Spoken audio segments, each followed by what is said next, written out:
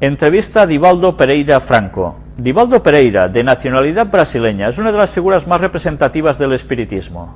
Seguidor de Allan Kardec, ha publicado numerosas obras, fundado diversas instituciones y es sin duda alguna una de las personas más prestigiosas en este campo. Ya veis que aquí todo aparece bajo mitología egipcia, ¿no? Pregunta, ¿se puede considerar el espiritismo como una religión o es más bien una filosofía?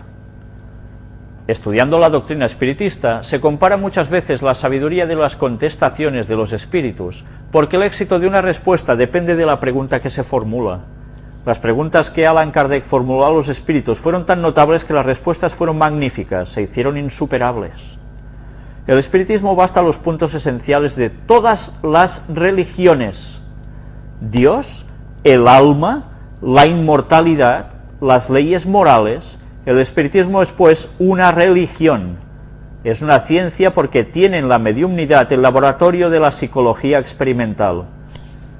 Mirad lo que nos está diciendo aquí, y que Ellen White decía que iba a ser utilizado por Satanás en el último tiempo para unir a todo el mundo bajo un mismo paraguas contra el pueblo de Dios. Aquí no nos habla del domingo, ¿verdad? Pero sí nos habla de ¿qué? Dios, el alma, la inmortalidad del alma, las leyes morales. Dice que son puntos esenciales de todas las religiones. ¿Os estáis dando cuenta de lo que está diciendo? Que por creer en la inmortalidad del alma como punto básico, todas las religiones van a caer en el gran engaño. Gracias a Dios sabemos que la inmortalidad del alma es mentira. Por eso el pueblo de Dios que guarde el sábado, justo cuando aún haya más manifestaciones satánicas abiertamente, este va a ser el punto que va a determinar quién es de Dios y quién es del diablo, porque no va a haber más bandos. Es filosofía porque explica quién es el hombre, de dónde ha venido, hacia dónde va, por qué sufre. ¿Esto lo explica el espiritismo? Es religión porque produce la ligación de la criatura con su creador. Impresionante. La palabra religión en latín religare significa volver a ligar. Si el espiritismo nos vuelve a ligar a Dios, es una religión, pero no es una religión más, es la religión, porque no fue hecha por los hombres. Primero aparecieron los hechos y después las explicaciones. Las religiones surgieron de explicaciones buscando hechos que no han sido encontrados hasta hoy. ¿Eso es verdad? No, es mentira. El espiritismo es la religión del hombre integral porque no tiene sacerdocio, no tiene fórmulas, no tiene ritual. Es una religión del alma con Dios, un intercambio entre el espíritu y la divinidad con una ética profundamente basada en el Evangelio de Jesús, pero no en las palabras del Evangelio, y sí en el espíritu. O sea, sí, Jesús sí, vale, pero no en las palabras del Evangelio, sino en el espíritu. Bueno, estos son los movimientos gnósticos. Sí, creen en Jesús, pero las palabras del Evangelio, no, eso está alterado, eso está manipulado, eso no sé qué. ¿Os dais cuenta? Todo va a lo mismo, todo. El apóstol Pablo ya denunció los movimientos gnósticos dentro de los primeros cristianos. ¿Qué estaba denunciando? El espiritismo puesto dentro y haciéndose pasar por cristianos. Aquí quería explicaros algo. Dice que las religiones surgieron con explicaciones, etcétera, etcétera, no con hechos encontrados hasta hoy. ¿No hemos demostrado los hechos? ¿Cómo las profecías se han cumplido? ¿La arqueología bíblica cómo canta por sí? ¿La historia? Pues bueno, ellos dicen que no. Ya veis también cómo nos está hablando de que es la forma de unirse al Creador. ¿Necesitamos el espiritismo para unirnos al Creador? Qué poca vergüenza. Pero luego, lo que nos está ya insinuando es que es una religión extraordinaria, que está por encima de todas. ¿Sabéis? Cuando Ellen White escribió, ella hablaba de que va a llegar un momento en que se manifestará algo parecido a lo que dice la Carta de las Tres Guerras Mundiales, que tantas veces hemos mostrado.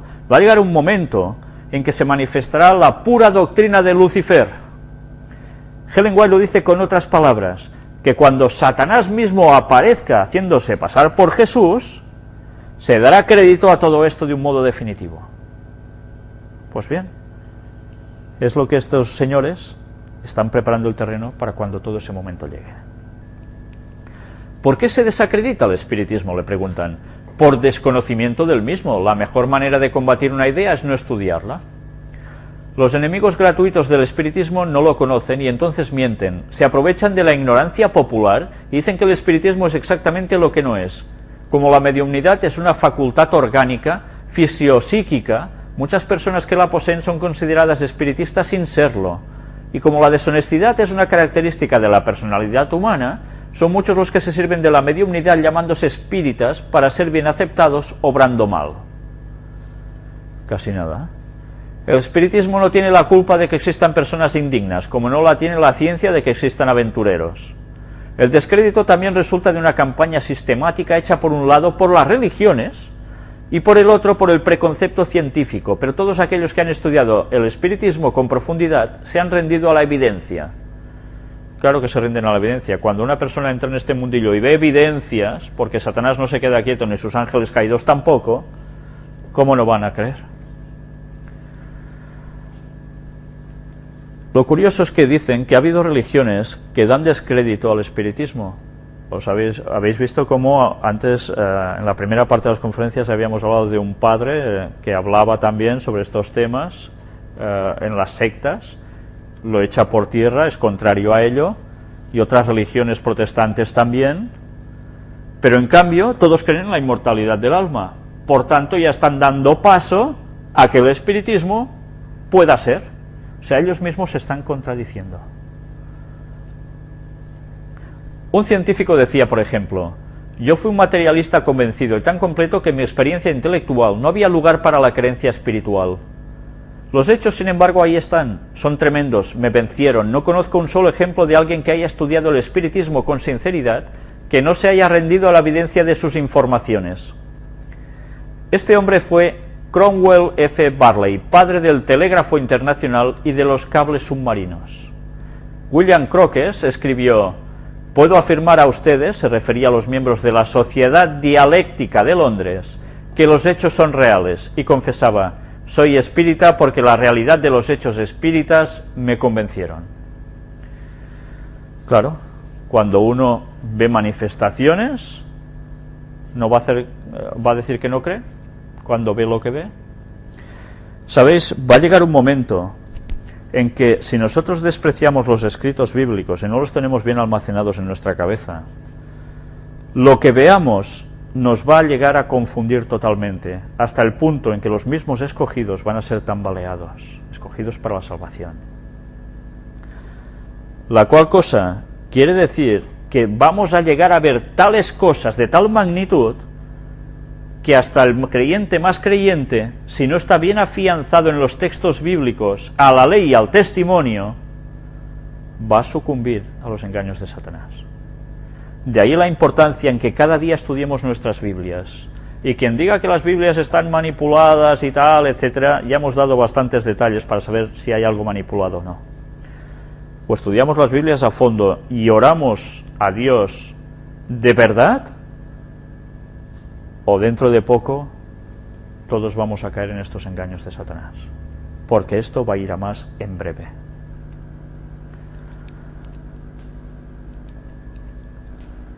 Podemos decir, por tanto, a modo de conclusión, que el desconocimiento del espiritismo, como el de cualquier ciencia, de cualquier filosofía, religión, etc., hace presuponer una cosa distinta de su realidad. Por tanto, ¿qué nos están diciendo? Que estudiemos espiritismo, porque si estudias te convencerás. Claro, ellos no te van a decir, no, aléjate de esto porque es una cuestión diabólica. No, estúdialo. Y la gente, por curiosidad, tantas veces, a ver si esto es así, ¡patam!, ya están. Y han abierto esa puerta a Satanás. Pues bien, vamos a seguir un poquito más y ya dejaremos la conferencia terminada por hoy aquí. La Ouija, según la profesora Ascanio, investigadora, De todas las técnicas mágico-esotéricas o mánticas que existen, hay una que me llama especialmente la atención como estudio, no como práctica, y esta es la Ouija. Me gusta estudiar los efectos hipotéticamente causados tras la práctica de la Ouija, en chavales jóvenes sobre todo. Madre mía. ¿Qué hace que esta práctica sea tan peligrosa? Ciertamente la Ouija es la que provoca suicidios, extraños accidentes, poltergeist, etc. Bien, la Ouija es una mancia, como pueden ser las cartas, runas o unas simples e indefensas hojas de té. Todos sistemas de adivinaciones y demás. El problema está en quien las usa. Cualquier práctica esotérica abre la caja de Pandora y se mueve en un sinfín de energías propias y ajenas que luego hay que saber equilibrar. Energías propias y ajenas. Y ya están diciendo que evidentemente hay energías que no proceden del ser humano, que vienen del exterior. Pero dicen que hay que saber equilibrar. ¿Yin, yang? ¿Os suena todo esto? ¿Blanco, negro? No, que el bien y el mal existen porque sin uno no habría el otro, y esas burradas que se llegan a decir por querer despreciar lo que Dios nos dice en la Biblia, de cómo empezó el mal. Pues bien, quien se quiera autoconvencer de que alguien puede equilibrar estas cosas y dominarlas, lo tiene claro, porque si alguien cree que va a dominar a Satanás y a sus ángeles caídos siendo un vulgar hombre, lo tiene pero que muy mal. Un adolescente de por sí es un banco de energías en ebullición. Cuando éstas salen a la luz provocan cualquier fenómeno, que en la normalidad no salen porque inconscientemente están reprimidos. ¿Qué ocurre cuando el juego entra en acción? Pues que todos los controles del chico o chicos que juegan a la Ouija se desinhiben. ¿Es a causa de la Ouija o es a causa de la excusa? Ahora existe un motivo no palpable, pues no se puede demostrar que fuera o no por ello. Cuando me cuentan sobre el tema todos coinciden en una cosa: son gente normal sin problemas, pero en el fondo siempre se trasluce un problema de represión familiar o sexual. A mí esto ya me recuerda un poco a Freud, ¿eh? Mi consejo siempre es el mismo: no jugar a la Ouija si no hay una persona con experiencia en este campo. Sí, ya puedes tener experiencia ya. Y a los chavales no jugar nunca, ni siquiera con experimentados, no solo por sus propios problemas. Siempre hay que pensar que existen otras energías inestables que pueden perturbarse y perturbarnos. Caray, lo que te está diciendo ya, ¿no? Pensad que los espíritus de los muertos están tan cerca o lejos como los dejemos, y así como los llamamos y acuden, no siempre son los que nosotros pensamos, ni se van tal como vienen. Madre mía, madre mía. Nuestros problemas exigen nuestras soluciones, pues de nadie más que nuestra es la responsabilidad de la vida. Ningún espíritu mejor que el nuestro sabe cuál es nuestro camino, y el deseo de dominio, de mando sobre otros, aunque sea más allá de la vida, hace que nos olvidemos de organizar y mandar sobre nosotros mismos. Como si nosotros pudiésemos dominar todas las cosas. El texto bíblico dice: hay camino que al hombre le parece recto, y su fin es camino de perdición o de muerte.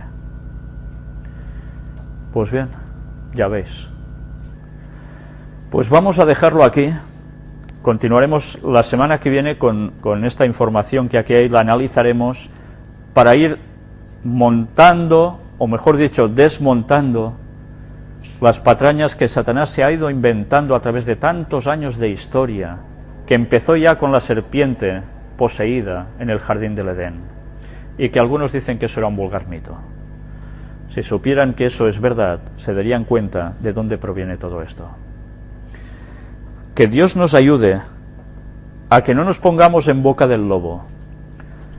Y es más, que nos ayude a cuidar de nuestros hijos y a saberlos educar en la palabra de Dios para que no caigan en estas salvajadas del espiritismo. Pues bien, que Dios nos ayude a ello, porque falta nos va a hacer y mucha. Muchas gracias.